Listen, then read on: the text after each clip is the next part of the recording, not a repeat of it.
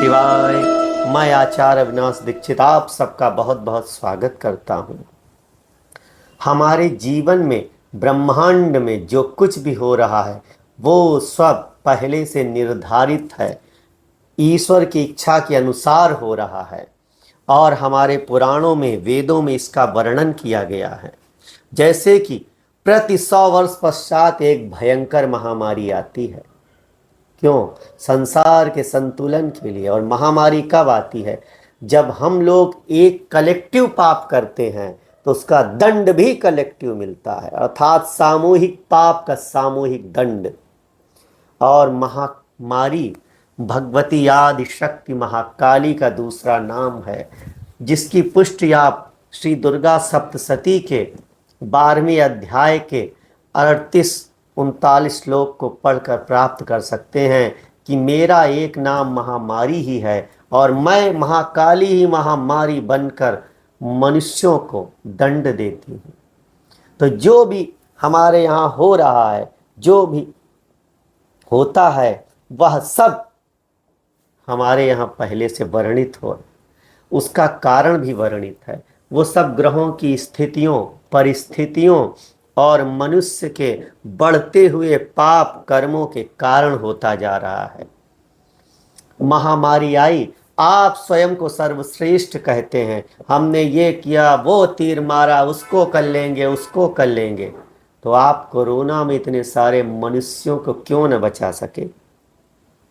इसका कारण संपूर्ण विश्व में कोई दे दे। तो आप ईश्वर से और प्रकृति से नहीं लड़ सकते हैं। सर्व शक्तिमान है प्रकृति, और ईश्वर सर्वज्ञ, सर्वव्यापी, सर्वशक्तिमान परमात्मा है।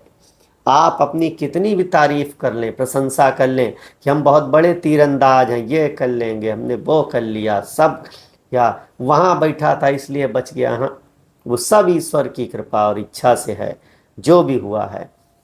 तो इस वर्ष दुर्घटनाएं बहुत अधिक होंगी। उसमें से विशेष रूप से वायु तत्व से जुड़ी दुर्घटनाएं अधिक होंगी, और वायु तत्व के कारण युद्ध अधिक होंगे। जैसे कि अभी 12 जून गुरुवार को दोपहर 1:38 पर अहमदाबाद में जो बड़ी विमान दुर्घटना हुई, उसका कारण भी ग्रह योग ही थे। उसका कारण हम राहु, केतु, मंगल और शनि को मान सकते हैं।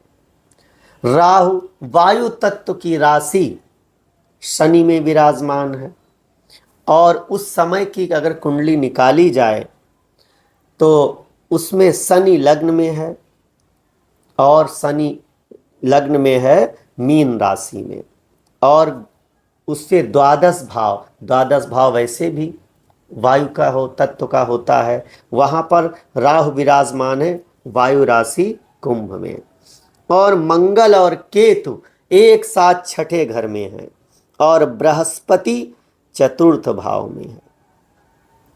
तो जो भी दुर्घटना इस समय हो रही हैं वे अधिकतर गुरुवार अथवा रविवार को होंगी।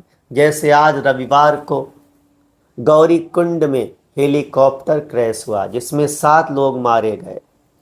तो जो भी इस प्रकार की वायु से संबंधित दुर्घटनाएं हैं अथवा युद्ध हैं, वे इन्हीं दिनों में प्रारंभ होंगे। उधर इजराइल और ईरान का युद्ध प्रारंभ हो गया, वह भी वायु के द्वारा हो रहा है, अर्थात एयरफोर्स के द्वारा।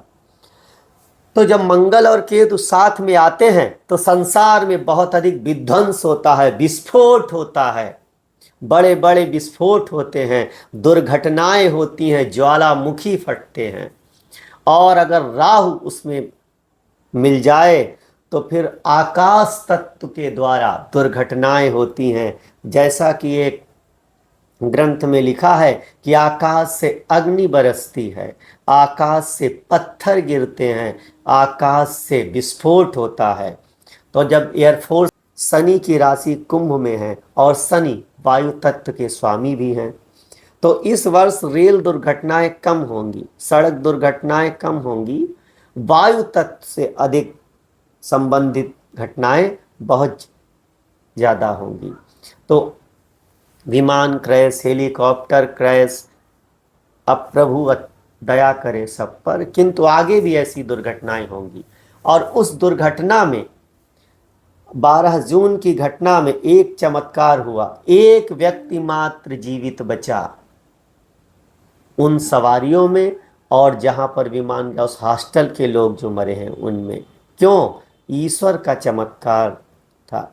अब महान पुरुष कह देंगे तो किनारे बैठा था, इमरजेंसी में बैठा, तो ऐसे मूर्खों से तर्क करने की कोई आवश्यकता नहीं। मूर्ख तो अपनी ही महानता बताएगा, अपनी ही बुद्धि बताएगा। तो उस समय बुद्धि कहाँ गई थी जब कोरोना में सगे संबंधी मर रहे थे और आप विवश होकर देख रहे थे? तो उसे ईश्वर ने ही बचाया है। तो ईश्वर ने ही उसकी रक्षा की। उसने स्वयं कहा कि मेरे साथ तो चमत्कार हुआ, मुझे विश्वास ही नहीं हुआ कि मैं बच गया। तो जिसके प्राण बचने हैं वह अवश्य बचेगा, और जिसके प्राण जाने हैं वह अवश्य जाएगा। लोग धन के पीछे इतने भागते रहते हैं, किंतु उस मांग में तो बहुत अधिक धनवान थे, सब धनवान मनुष्य ही थे। लंदन जाने वाले तो वे कितना धन अपने साथ बांध के ले जा पाए? तनिक भी नहीं ले जा पाए। तो कोई अपने साथ धन भी बांध कर नहीं ले जाएगा, बस एक तार ढीला होगा ईश्वर की ओर से, सब समाप्त। उन्होंने सोचा और इतना धन कमाएंगे और इकट्ठा करेंगे और करेंगे, सब चले गए। तो कुछ भी नहीं बचता है जो हम जिसके पीछे भागते रहते हैं। तो आप सभी लोग सावधान रहें, अच्छे से।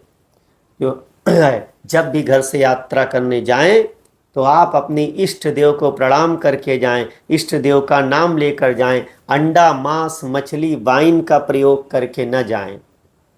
जिसने ये किया उसका सत्यानाश होना विमान में सुनिश्चित है। जिसने भी इस समय अंडा, मांस, मछली, दारू इन सब का प्रयोग किया विमान में बैठते समय, जाते समय या यात्रा करते समय, यात्रा के मध्य में, उसकी यात्रा पूर्ण होना संदेहास्पद है। तो कृपा कर आप स्वयं अपनी मृत्यु को निमंत्रण न दें, क्योंकि मंगल और केतु आपको उकसाएंगे कि आप ऐसा काम करें, और राहु ले जाकर आपका काम तमाम कर देगा।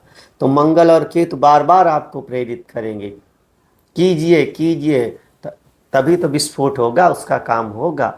तो जो जिस ग्रह को डिपार्टमेंट दे दिया गया है वो अपना कार्य अवश्य करता है। आप ये न समझें, ग्रहों की भी पूरी मिनिस्ट्री है, सबको अपना अपना काम दिया गया है। हमारे धरती के लोग चोर हो सकते हैं, मिनिस्ट्री चोर हो सकती है, अपना काम न करे पूर्ण रूपेण, किंतु ईश्वर की मिनिस्ट्री अपना काम अवश्य करेगी। और यदि आपको उसके दुष्प्रभाव से बचना है तो अच्छे काम, अच्छे कर्म करें। इस वर्ष वही मनुष्य सुरक्षित रहेगा जो ईश्वर के चरणों में रहेगा, हनुमान जी की शरण में रहेगा, क्योंकि 9 अंक के स्वामी मंगल और मंगल के अधिष्ठाता रुद्रावतार श्री बजरंग बली हनुमान जी हैं। तो जो भगवान की शरण में रहेगा, हनुमान जी की शरण में रहेगा, सात्विक कर्म करेगा, अच्छे कर्म करेगा, मंगलवार को भूल कर भी अंडा, मांस, मछली, दारू का सेवन नहीं करेगा, वही व्यक्ति सुरक्षित रहेगा, बचेगा। बाकी आपकी इच्छा। ओम नमः।